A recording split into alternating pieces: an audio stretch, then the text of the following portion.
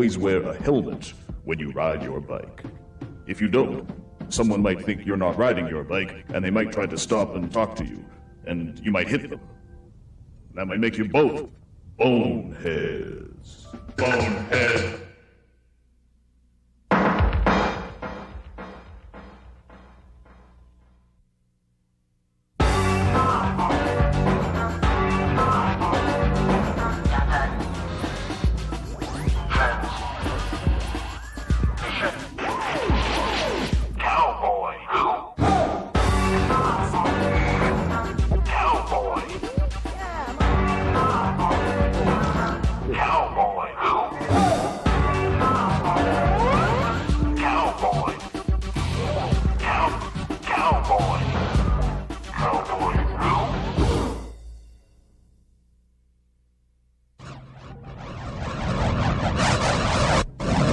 Hi there, how's it going? It's me, Cowboy Slim. This is the Cowboy Who Show, and, well, thanks a lot for joining me.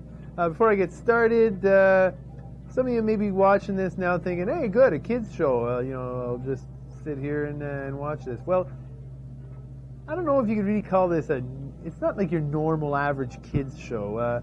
I'm up in outer space here. I'm all alone. Basically, what I'm doing is like just watching TV. But if you want to come and like watch with me, that'd be great. I like that a lot. Nice to have the company.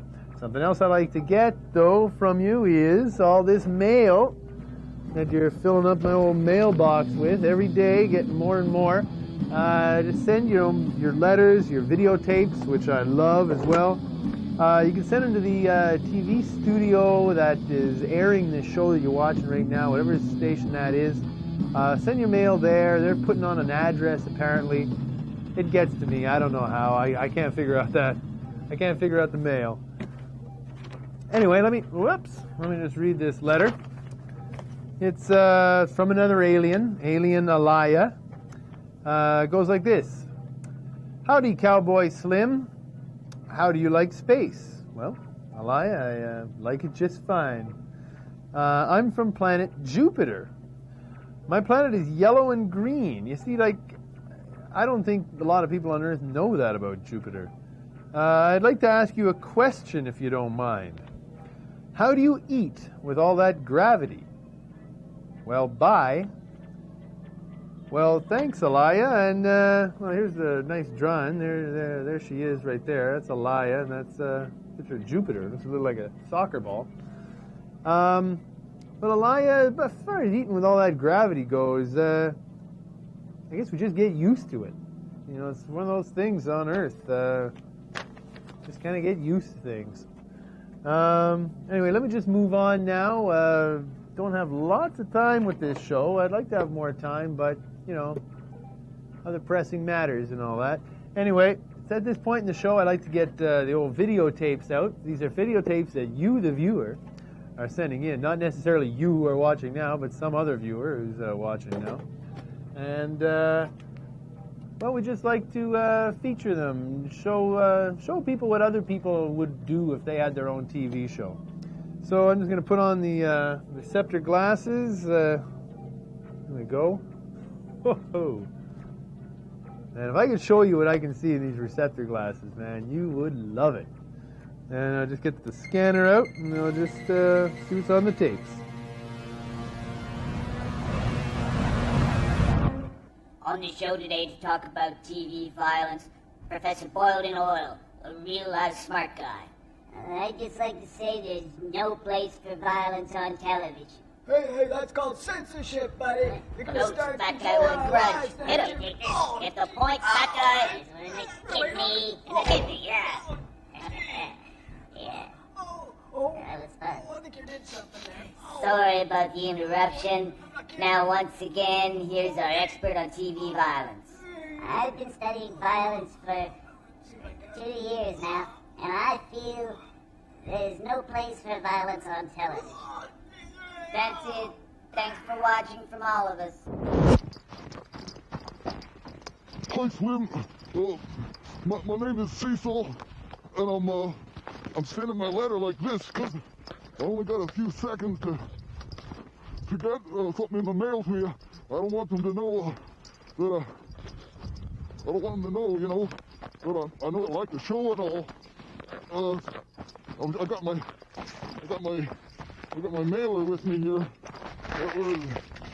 Where's the mailer? There it is. You see that? Oh, darn. Thing's frozen up on me. Oh. There we go.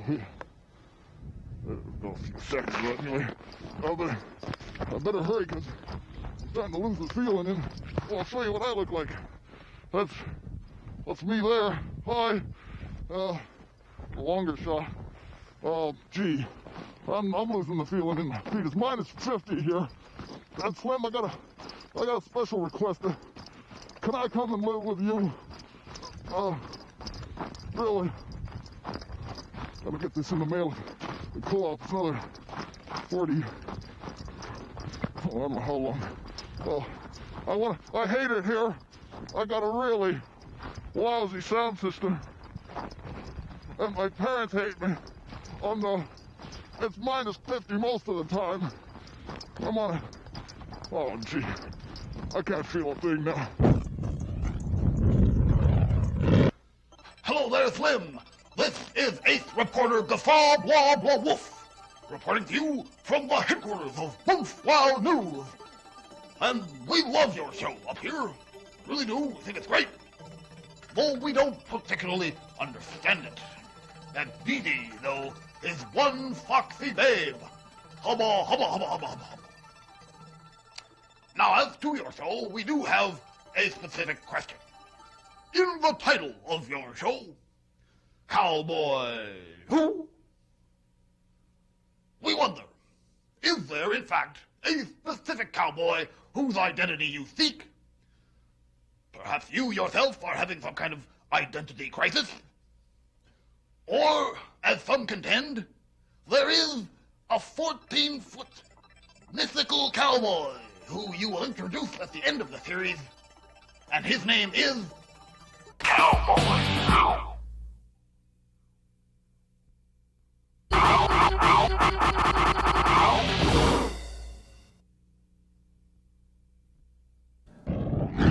Hi there, we're back. Bit of a trivia question for all you regular viewers of the Cowboy Who Show. What time is it now in the show? Well, if you said Dee Dee and Dwilfer, you're right. Time to tune in on Dee Dee and Dwilfer, that actual kids show. But it's my kind of kids show, and if you know anything about me, well, you'll know what I mean by that. So let me just get the glasses on again and turn on the tuner. And see if I can pick it up.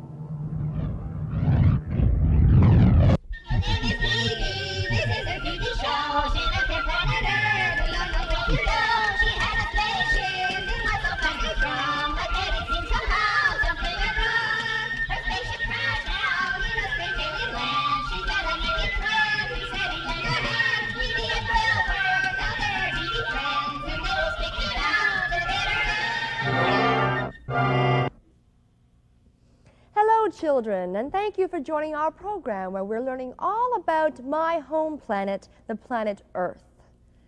I have a wonderful wish. Shall I tell you what it is?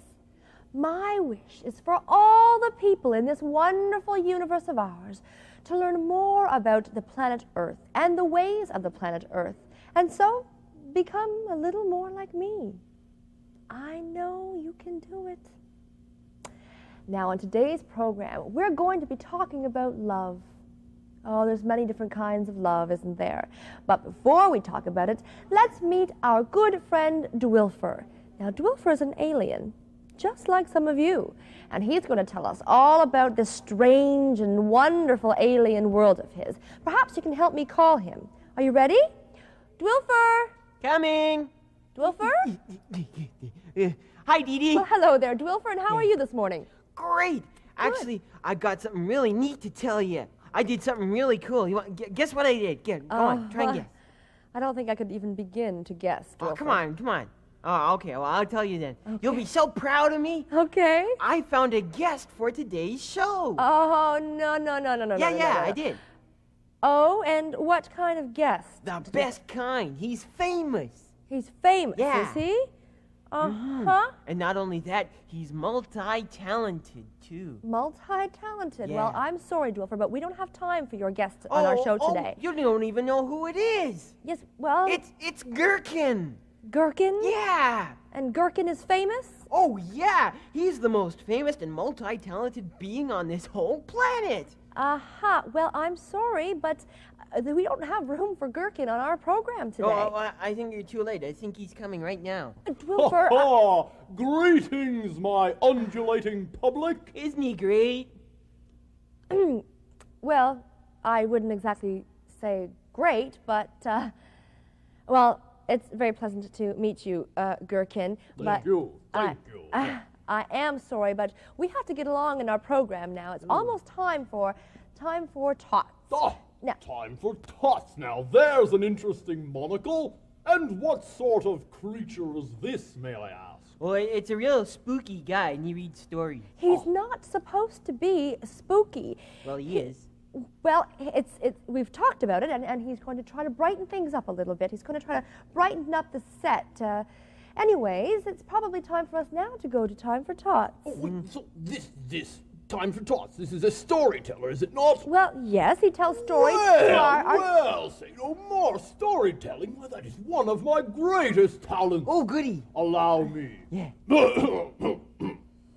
Once upon a time, in a far-off land, there lived a poor young child named Hansel and Gretel.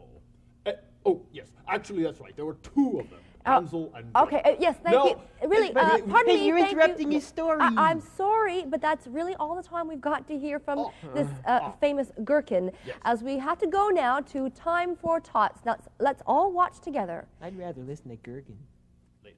Okay. Time for Tots. Hi, I'm Mack, and this is Time for Tots. I'm having a bit of trouble with Dee Dee lately. She's pretty upset at me. She wants me to try a puppet show. But I mean, like, what do I know about puppet shows, you know? But I was looking through some things, and I came up with one that I like. It's Punch and Judy. You know, maybe you've heard of that. Gotta warn you, though. It's a little bit graphic. I don't have any puppets or anything, but here we go. Enter Punch. He is hunchbacked with a hooked nose and chin. Judy, Judy, have you met my Judy? If you think I'm handsome, wait till you see my pretty little Judy. Judy enters. She says, well, what do you want, you old lobster nose? Punch says, a kiss, a smack, my pretty. Judy smacks him with a stick across the face and says, here's a smack on the kisser. Would you like another? Oh no, my pigeon, says Punch. Is that the baby crying? As Judy turns to look, Punch grabs a stick and he swings at her, but misses. I'll go see, she says. She exits and returns with a little baby, which she hands to Punch. Punch says, oh, there he is, my baby. He takes after his father. The baby smacks Punch in the head. Punch says he has his mother's hands. The baby grabs Punch's nose. My nose, my pretty little nose, says Punch. Oh, you naughty babby. And he throws the baby out the window. Judy returns and says, where's my pretty little baby? And Punch says, I threw him out the window. I thought you might be passing by. And she says, why, I'll fix you. And she beats him with a broom, saying, you red-nosed, yellow-bellied old villain, here's a smack. And he says, here's a whack. And she says, here's a crack. And he says, here's a zack. And Dee Dee drops out of sight. I didn't even cheat. Jack Ketch, the hangman, enters with a gallows and says, I have come to hang you for murder. Now you put your head in the noose.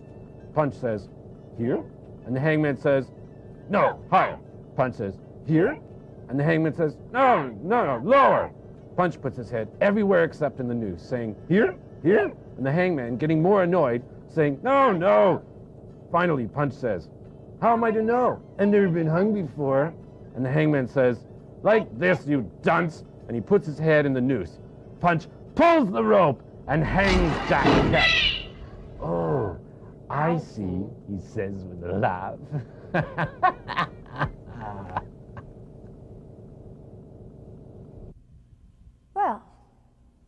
That was most unfortunate, I must say. Yeah.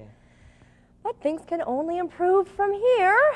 Mm-hmm. Well, now that that's over, can we interview Gherken? Yes, I await your various queerances with recumbent interest. I'm sorry, Dwilfer, but there's absolutely no time to interview your friend Gherken. But he's not my friend. He's famous. Correct you are, my fine fellow. Oh, and what exactly are you famous for? Oh, well, I am famous for my many talents. Yeah. Yes, not only am I a wonderful storyteller, as you have already both ingested, but I am also a fine singer. Yeah, go for it. Aliens, aliens who need aliens are the luckiest aliens in the world. Cosmos. Oh, I always forget that word. Yes. Well, bravo. That was Thank wonderful. you very much. Oh, you're more than welcome. And. What else can you do? I am also an accomplished dancer. Ooh. Just watch this. Show us. Wow, look at them feet go. Isn't this great? Wow. Wow. Oh, you all right? Ouch. Wow. Well, that certainly was. And that is not where it ends. No, Really? no. What else can you My do? Crayola sketches are unparalleled on this planet. Really? Why, oh, yes. Why, here's Have you my got one? latest sketch right here. Let's see. Go. Wow. There. Oh, it's beautiful. Yes, I call it Earth Girl holding a flower in one hand. Gee, look at that. It looks exactly like an Earth girl holding a flower in one hand. Oh, Wow. yes, that was my intention. Wow, Well, that's great. Gherken, you certainly do possess some artistic flair, but you don't really seem to excel in any one particular direction. Look, what are you saying? I'm saying that you're not talented at all. Oh, I beg your But, pardon? Hey, Dee Dee, there's something you're forgetting. On this planet, all of us, we just sit around and watch TV, and we've forgotten how to do things like drawing and singing and dancing, and anybody who can do anything like that, well, they're extremely talented around here. Yeah, and we look up to people who can do stuff like that. That's correct. It's absolutely correct. Besides, everyone else here is basically talentless. Yeah, I guess so. Well, I'm sorry, but I think that we've wasted enough time on this program already, and we must move right along now to story tales. Oh, story tales. That sounds intriguing. What is it? Oh, it's a bunch of Earth kids acting out stories. Oh, acting. Acting. Can you act? Acting Wow. is perhaps my greatest forte. Really? Yes, it is. But soft. What lightning through yonder broken window bakes. Oh.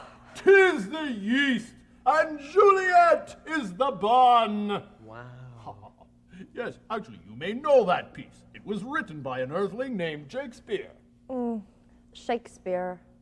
Oh, Shake who? William Shakespeare. Ah, yes. Whatever. Anyway, we were about to watch story tales. were Yeah, we can not? we watch that? Well, yes, we will. Right away. Oh, Here we okay. go to story tales.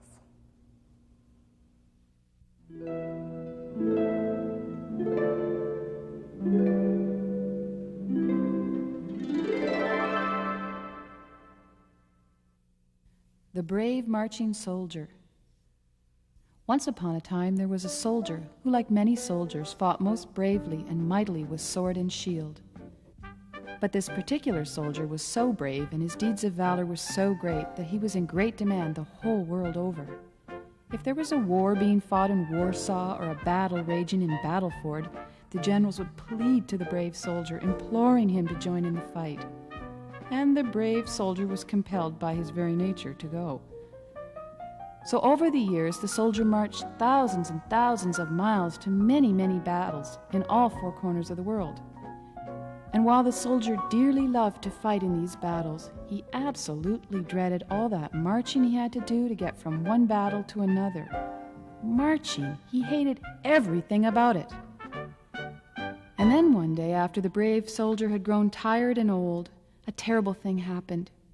He had decided that the time had come for him to retire.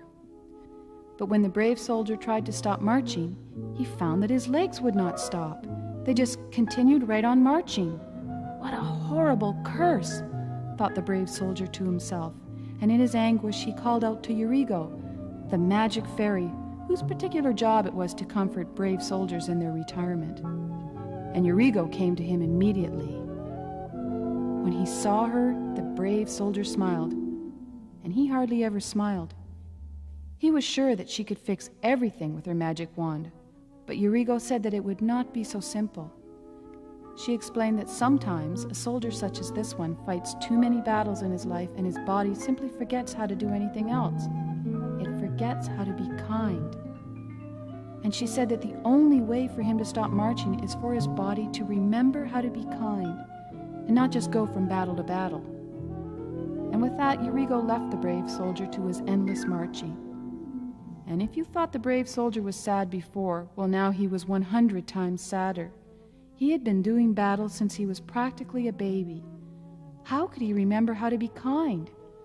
And so he marched, and with every step, the brave soldier grew sadder and sadder.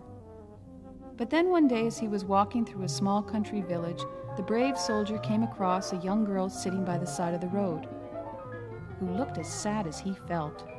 In fact, she looked much, much sadder. And without even realizing what he was doing, the soldier stopped marching, knelt down beside the girl, and began to comfort her. He asked her what was wrong, and she explained that she had been lazy for so long that her body had forgotten how to do anything else but sit down, and so she was no longer able to move. Well, the soldier was stunned by the irony of the girl's story, and as he began to explain his own predicament, he realized to his great joy and amazement that he was no longer marching. His own great sadness had made him so sympathetic to the sadness of this poor girl that he was able to stop and comfort her. And because he was kind for that moment, his body had forgotten how to do battle. And he was so happy he just sat on the ground and laughed. And the sad little girl began to laugh too, and for a moment her body forgot how to be lazy.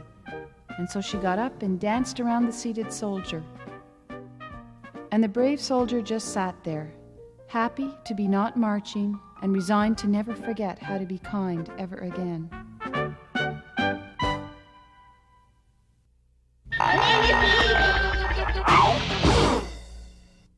Okay, the two of you, will you please just let me talk? Love, right. It's really a very wonderful and special feeling. Oh, allow me to say, Dee Dee, that I appreciate how difficult it must have been for you to pledge your love to me so publicly. What? Pledge my love for you publicly? What on earth? Yeah, I thought you'd be glad I brought Gherken on the show, but I didn't think you'd be this glad. What are you talking about? I don't love you. Oh, there, you just said it. No, methinks thou doth ingest too much. How really, touching. I'm sorry, touching. I should have done this at the very beginning. As soon as you walked onto the show, I do not love you. I never have loved you. I do not remotely even like you. And I'm going to touch something now that I should have touched a long time ago.